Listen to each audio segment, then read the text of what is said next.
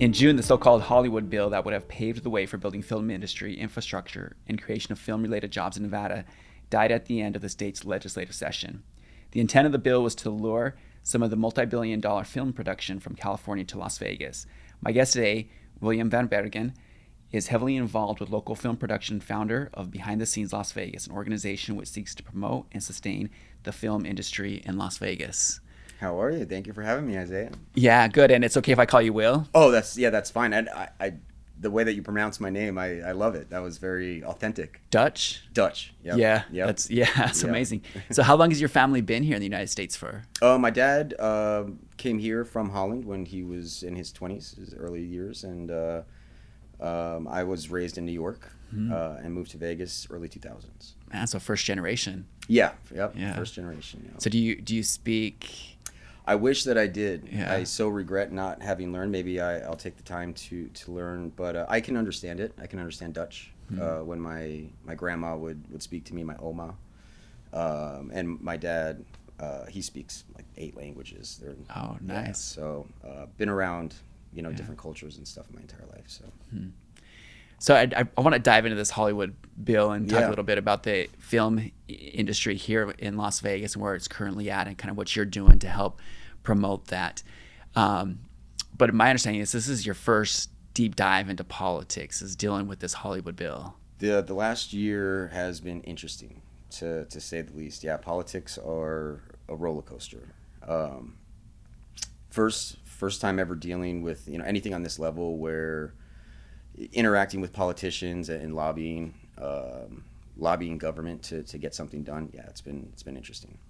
Yeah, there are so many games that go on behind the scenes that you don't even see. Absolutely. And they use the rules in their benefit. They use their rules to kill things. And from the outside, right, we don't really know the details, but if you're on the inside, you see it happen. Sometimes it can be heartbreaking. Assembly Bill 238, the Warner Brothers and Sony project that was proposed for Summerlin Studios. That was a lifeline for a lot of people in Vegas, in the creative community. That would have brought 19,000 jobs full time once the studios were opened, and 17,000 jobs during the construction phase. But yeah, talk about bringing a stable economic industry to Nevada that would have provided jobs for many struggling artists. For creatives, right? Creatives yeah. that bring us kind of a whole different perspective as to what it means to live here in Las Vegas. Yes. In my mind, if an artist is making 50 to 100,000 a year working for a major studio, what would have happened naturally, organically, is not just the major studio projects, but the independent projects that would have sprang up from that. You get a few people together that are making, decent salaries at their major studio job, and they come together and they work on independent projects. So it would have sparked an artistic renaissance in Vegas if it had gone through. Really, I guess by having more artists come together, basically being able to connect much quicker and have resources. Funds to pursue projects, and yeah. Yep.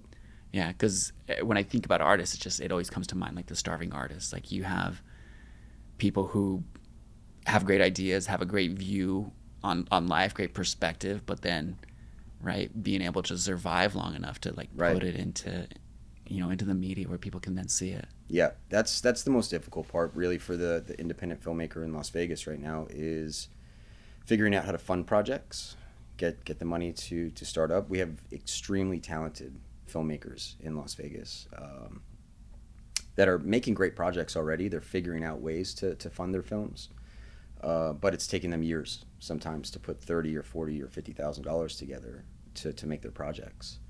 And then on the back end, it's a marketing issue and a distribution issue. So they might fund the films and get them made, but how do they go about getting them seen and making money off of them so they can take the revenue and the profits and put it back into new projects?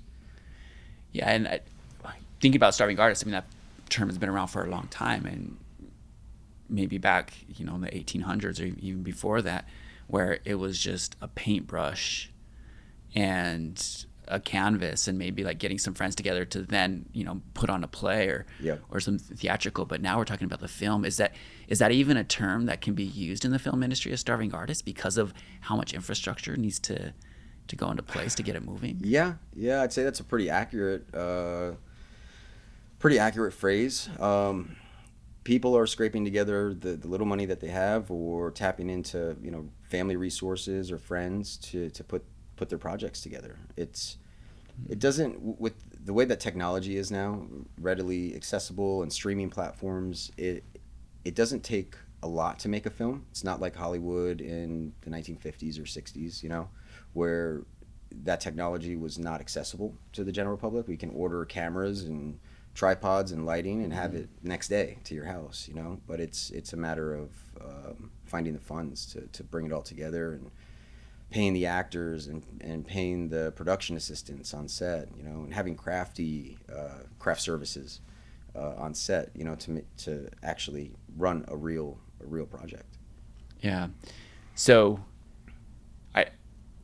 in a sense, right, these starving artists that are here in town, right, waiting for this big bill to come in and help, the Hollywood bill, right, to help the industry, provide kind of a little bit of fire and support. How was that within the scene, seeing that bill fell? Yeah, absolutely heartbreaking for a lot of people.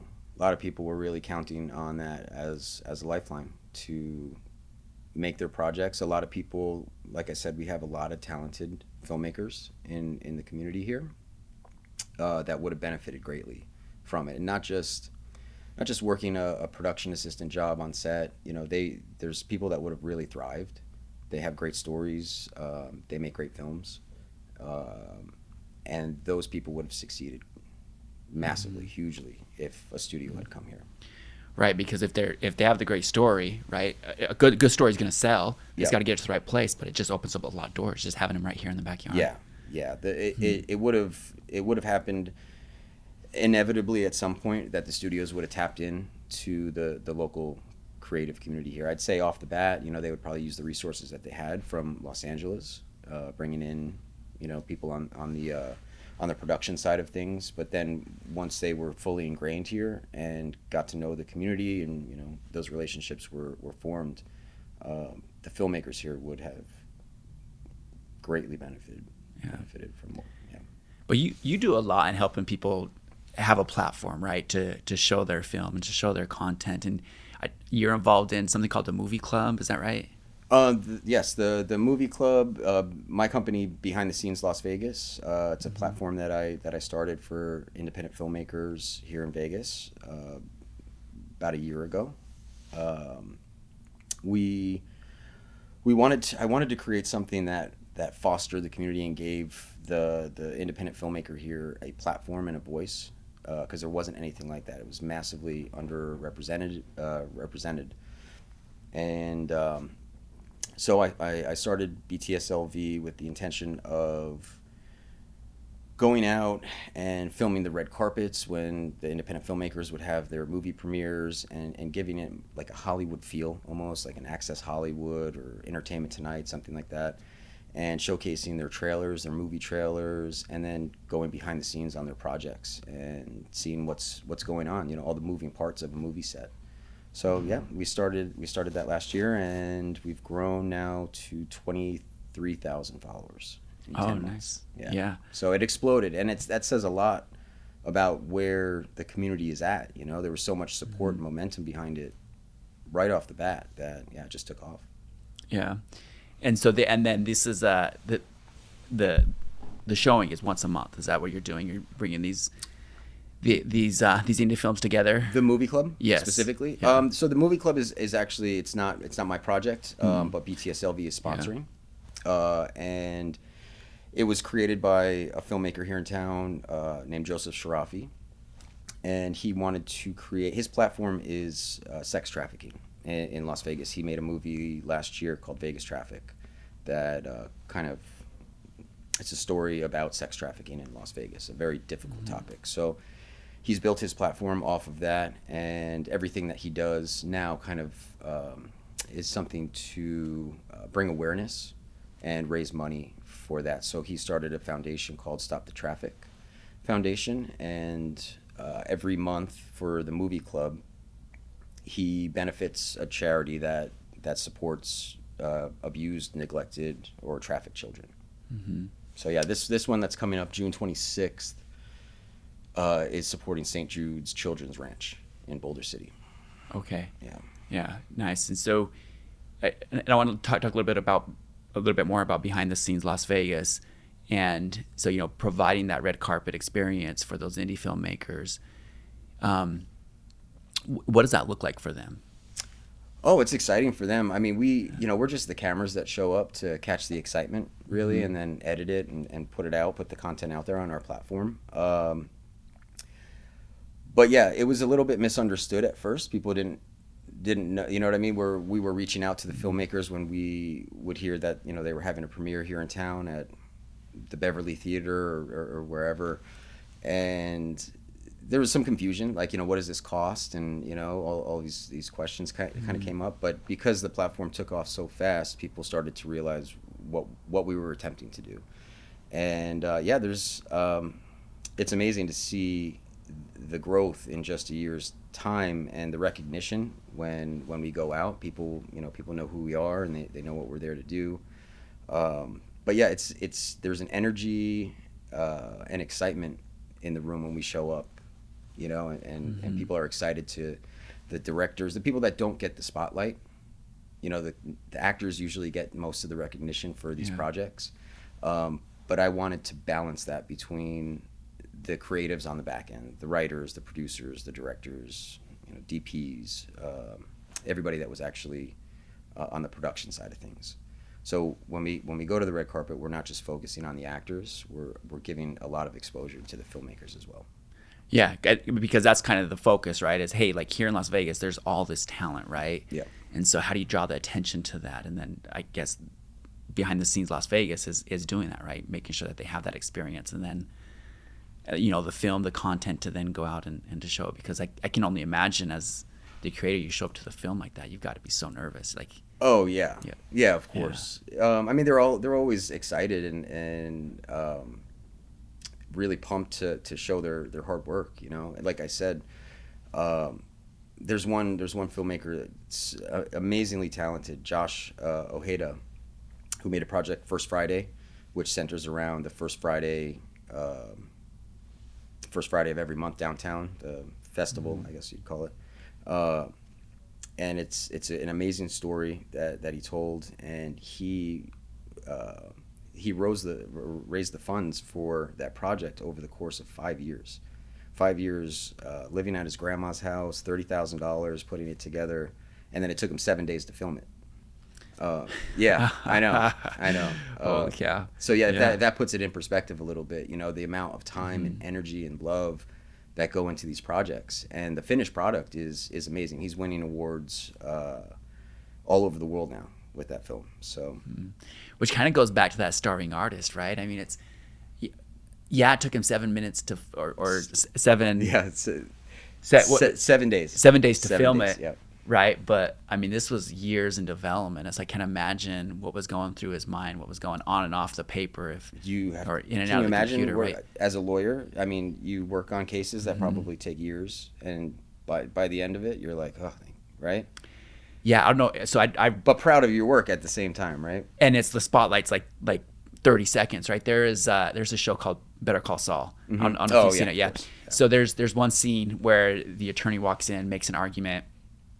And she wins the case, right? And so she walks out, and the other attorney is like, how long did that take? And she's only in front of the judge for like less than a minute. It's this old dingy courtroom with fluorescent light blinking on and off. The ceiling panels are they're stained, and she talks about working on it for hours. Right, and that's the scene, right? I mean, you're in there, your spotlight's just so quick, but there goes so much prep into that. And I guess it's the same with the film industry, right? There's working years on something that only takes 7 days to film. Right. And then there's all the work that comes after it in the marketing and sending it out, submitting it to film festivals and stuff. So that's really, getting the project off the ground and filming it is like not even half the battle. The real battle starts after the project is done, because you want to, the intention is to get it seen by as many people as possible. Right. So that's really the hard part. Yeah. And that's kind of goes into the distribution, right? You're trying to find those right connections to then get it out.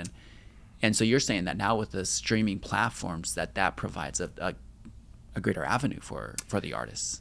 Well, yeah, it's, the major studios obviously have their relationships with the movie theaters out there. That's long-standing. So that's, how, $100 million budget movies make it to your local movie theater. But that business model, as I think we all kind of know at this point, is dying a slow death. But yeah, streaming platforms have made it now accessible for the independent filmmaker to get their projects seen by the masses. Mm-hmm. But even though you get it on a platform, you still have to spend quite a bit of money to market it. You have to drive the traffic to it. It doesn't just happen organically. So. Right. Yeah. Yeah, and it could be the best idea, but unless it really gets. It's almost magical the way an independent project has to come together for it to be successful. Like all the right components have to be there. You might have to have a big name attached to it, even if it's just a cameo appearance. That's what a lot of the distribution companies are looking for. Mm-hmm. Now they want somebody in there, something that they can anchor for their marketing purposes. But yeah, it's an uphill battle for the independents. So here in Las Vegas, it's like, not having the same infrastructure that is available in California, right? Or the same type of, I guess I don't know what the right word would be, kind of what we were talking about, where you have large infrastructure or large network of creative, not having that network here. And so it sounds like behind the scenes, Las Vegas, that's what you're trying to focus on. Hey, let's come together, right? Let's build it. Let's make sure that we all have, a great community where we can connect and support each other. Absolutely. That was the intention from the beginning. It was to give the exposure to the filmmakers, but to use the platform on the back end to connect the dots for the community. Because I realized coming into it, I've only been now in the entertainment community in Vegas for about 2 years.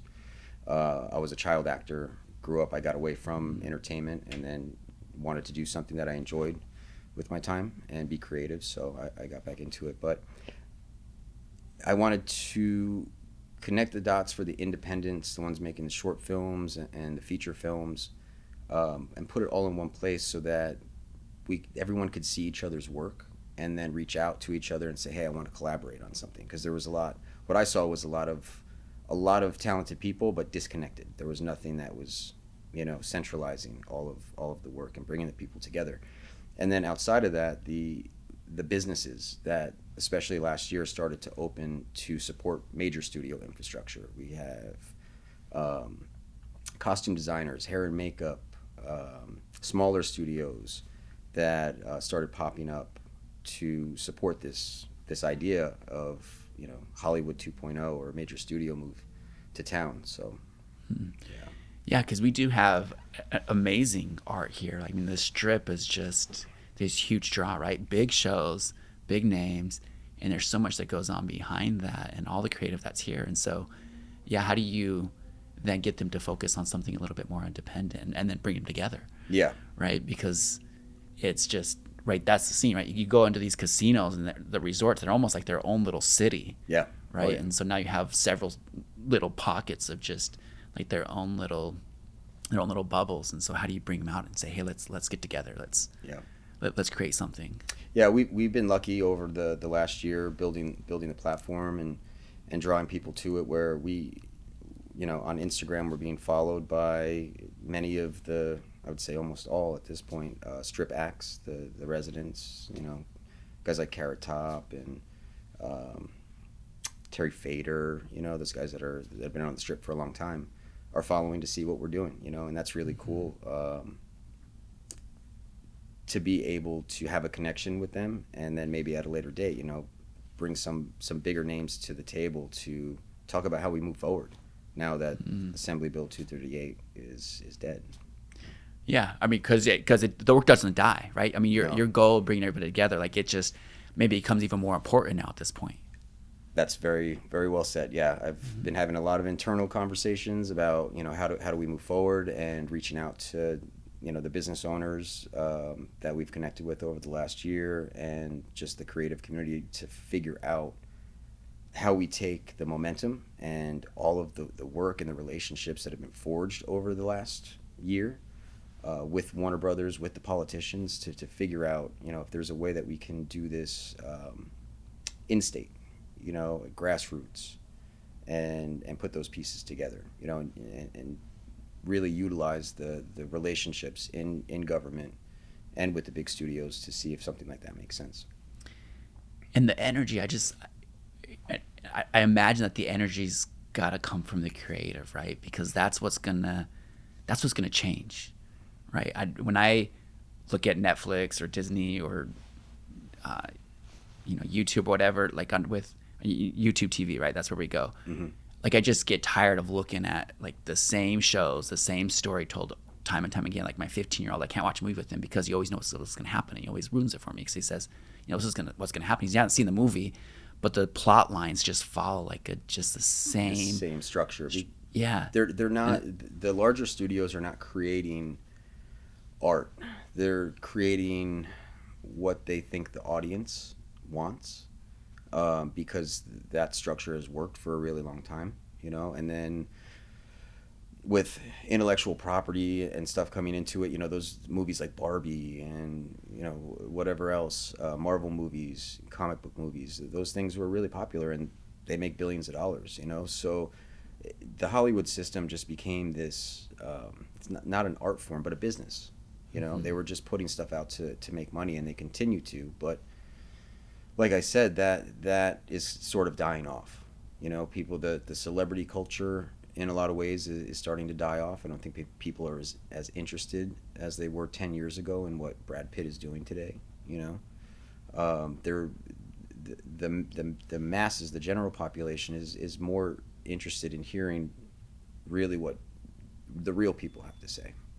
So the future is bright for the independent filmmaker right now, and it's wide open to be able to tell your stories outside of that Hollywood structure.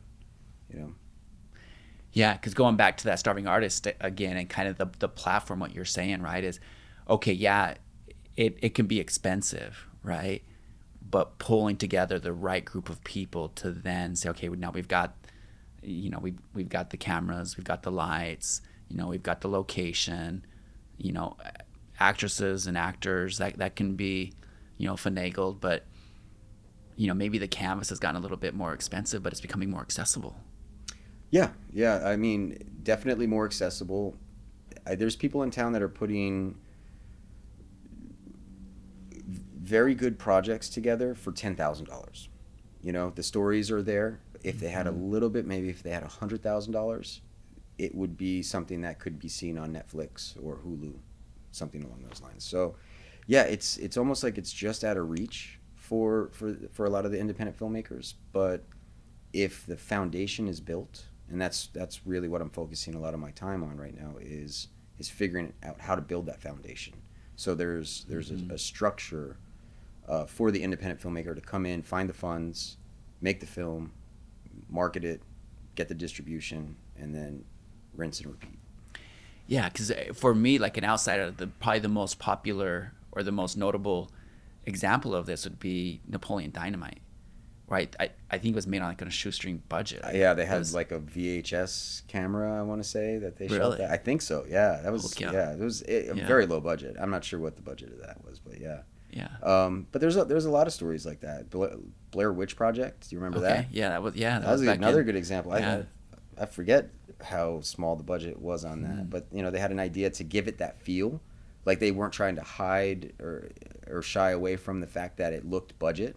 Mm-hmm. It was just supposed to be some kids out in the woods with a camcorder, Yeah. So they took what they had and they made it work, and then that project made 100 million or 100 million plus. So because it was authentic. Yeah. Right. They had an idea, right? They had some kind of perspective that they had, but then that authenticity, I think it like as a viewer, that connected with me. Yep. instead of like, okay, yeah, I'm gonna go and have a few laughs and I watch, Guardians of the Galaxy, right? But it's gonna be the same storyline that I've watched 20, 30 times, Yeah. right? Yeah. Versus that authenticity is, to connect with the actors on a whole different level. Yeah.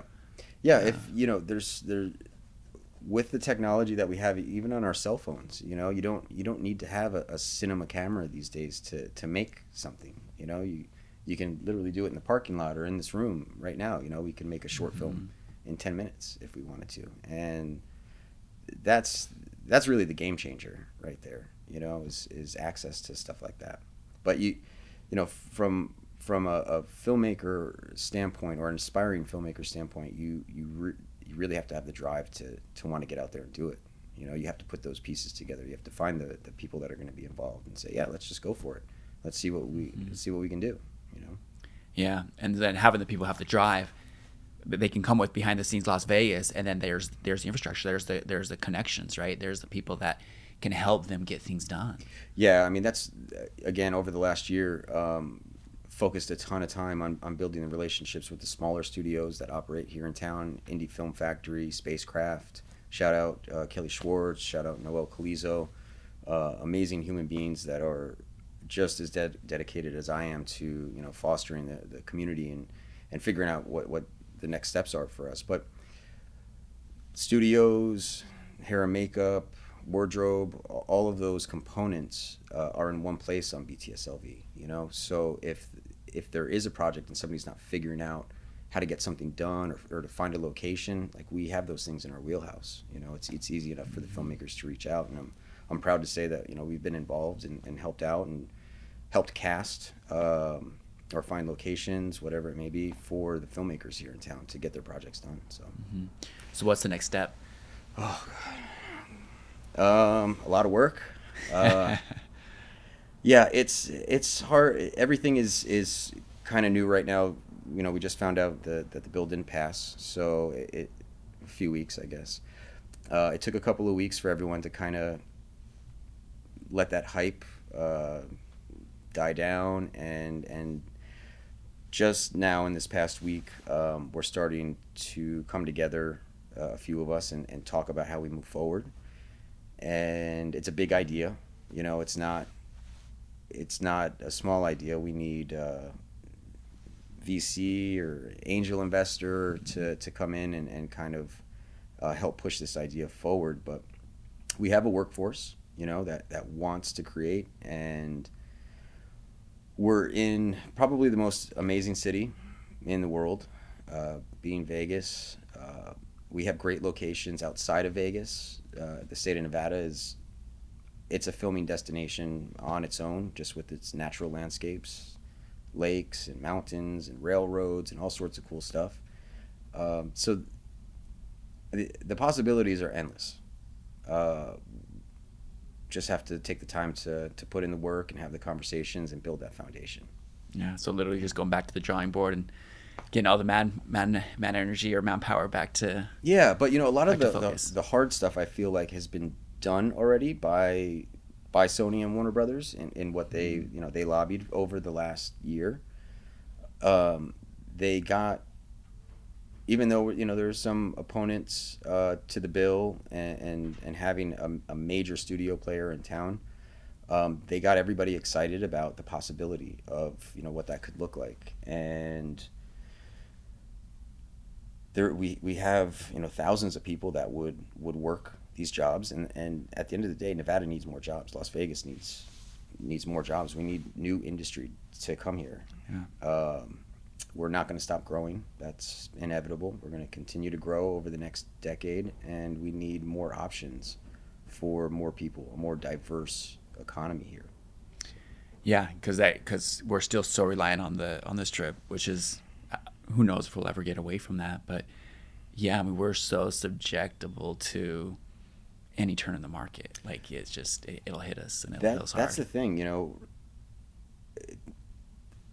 the entertainment industry, the film production, that actually went up during COVID. When we went into that era of our lives, and people were consuming more content. They're on their phones more, they're watching their TVs more, they're at home. video production, film, entertainment, it's a recession-proof market. You know, those things will actually go up. People will consume more entertainment if there is a recession or something else is to happen. So that aspect of it, that from a lawmaker standpoint, that would have been the thing that stood out to me most. Like, being in a city where really it's like one street that is the economic driver for the entire state. But if anything is to happen where people stop traveling, what happens to everybody? You know, it took a long time for Vegas to come out of COVID and reopen, and you know, I think we're still feeling the effects in some ways from that years later. But yeah, I think we missed a huge opportunity with AB 238. But like I said, the future's bright. Yeah. The future is bright. Cool. Yeah. Well, thank you so much for coming today, Will. Man, I had a great time. Thank you for having me. Yeah. Appreciate it.